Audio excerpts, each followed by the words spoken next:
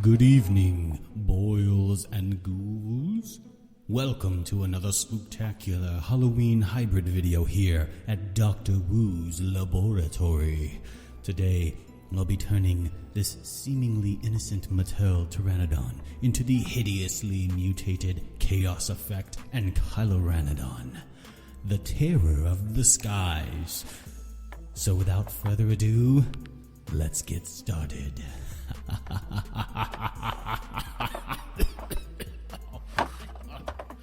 Oh, ridiculous.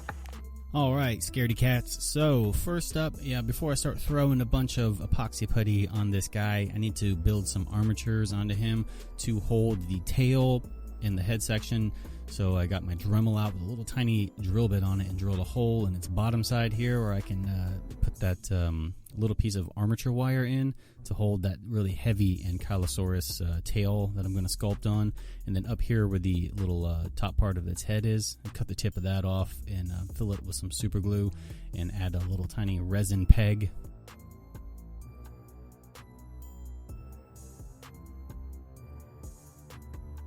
And just dab some super glue to kind of hold everything into place, and then I can bend the tail and get it into position that I want it to be in for the sculpt. It is going to be permanent because I'm going to be using epoxy sculpt on this thing, so I want to get it into a nice dynamic looking position.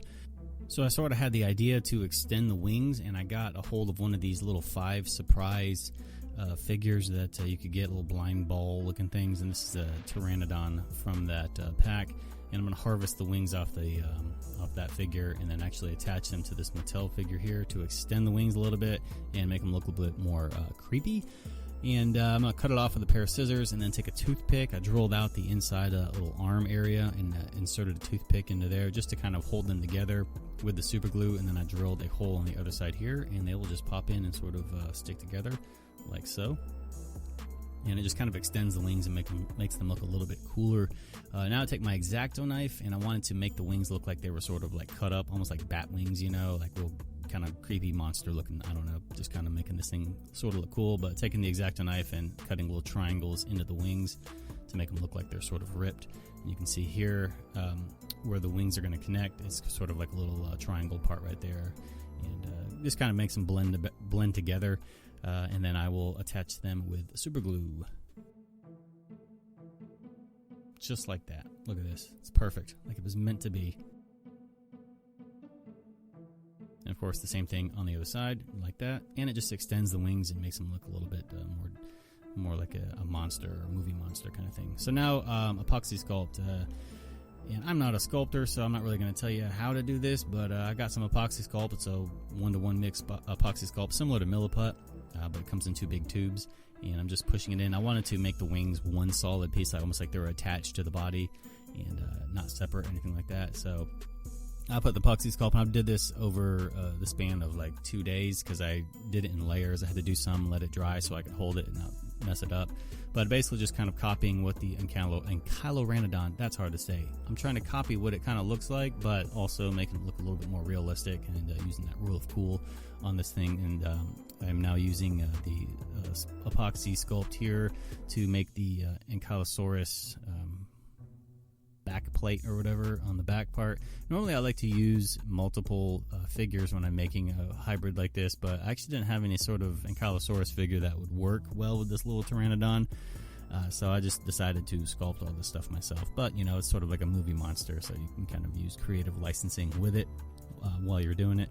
And basically taking these sculpting tools and just sort of trying to create this thing to look cool, I guess. I don't know. I'm not a sculptor at all, but it is kind of fun to try to make things out of nothing. So I made these little spikes ahead of time and let them dry overnight, and I'm pushing them into the wet clay, and they'll harden in there with themselves. So this way it's I'm not like squishing little things and crushing the spikes. So the club on the back kind of did something cool with it, different from the Kenner figure, but this is what it sort of looks like here when the epoxy sculpt all dry. And it is super heavy because the epoxy sculpt is heavy stuff and it weighs down in the back, so I needed to sort of create a base for it that's heavy enough to hold it up. Here's the base, and it's primed all in black, and this is actually a solid chunk of resin, something to hold it up really sturdy. And I actually installed a magnet on the belly part here And I use this spare Amber Collection stand that I have and put a magnet on the top of that, so it can actually go on the magnet and it can spin around 360 and get into all kinds of cool looking positions. And yeah, so it looks actually really awesome all in black. It kind of looks like a really creepy crow. But this thing's looking really awesome, and now we're going to start painting it. And of course, you know, I'm not going to make it look like the factory Kenner one. I'm going to kind of make it look a little bit more realistic. So starting off with that black primer, I'm going to start dry brushing up several different shades of green, starting with my darkest green and moving all the way up to my lightest green, which is like lime tree green or something like that. Just whatever I have here in my arsenal at the moment, because I am going to be airbrushing this thing. But the lime tree green is sort of like my highlight color, and it kind of gives it like that sickly, kind of creepy green tone that I'm going for, and it looks really awesome. And then I'm using Createx Candy Apple going over that, and it'll kind of blend everything together. So the purple I'm using is, let's see, what's it called? Model Masters Purple, and this is a high-end paint. You know, it's about $4 for a little tiny 1.5 ounce bottle of it. But purple is a weird color. If you're using an inexpensive purple, it does come out very streaky. This stuff here has really good coverage, and it's just a really nice purple, a nice vibrant kind of grape purple color. And I cut it with a little bit of white to lighten it up a little bit, because out of the pot is really dark, and I wanted to kind of do a lighter color. And then I'm just painting in pretty much all the areas that are purple on the original figure. I'm kind of doing them here on this one.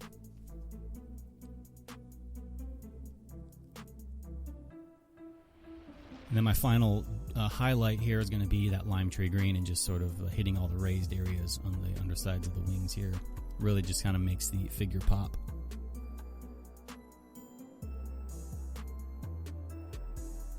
So the tail on the original one is sort of a light pink color, I guess, and I'm airbrushing that on with the airbrush, and then sort of adding little dots, kind of blending it all up together. The eyeball is going to be orange, and then I'll paint all the spikes on the back the black color. And I'm going to paint this club white at the moment, because I want it to be nice, bright, sort of fire engine red.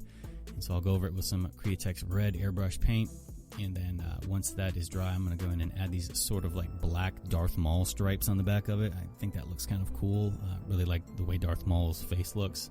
And this little club on the back will look really awesome with sort of these little black like tiger stripe things going down them or whatever.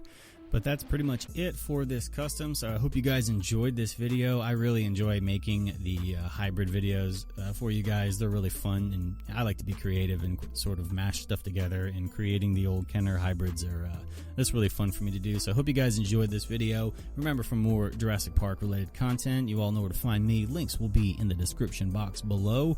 You guys take care, and I will see you in the next video.